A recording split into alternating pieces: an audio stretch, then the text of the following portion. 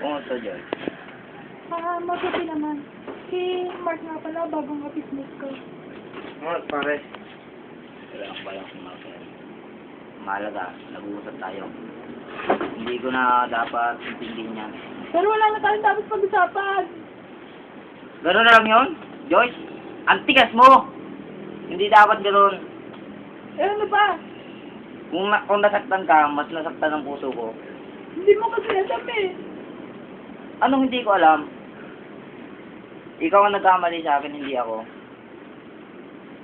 Dapat, pinaliwanag ko sa akin kung anong sitwasyon, kung bakit nagkaganon tayo. Ryan, nasasakal na ako. Wala akong pag-alam doon. Basta ako, maganda ang pinagsama ko sa'yo. Ikaw, malaki nga ang katawan mo, pero hindi mo kaya patawin. Uuwi na lang ako, baka mabukulan mo pa ako. Yun. Bakit?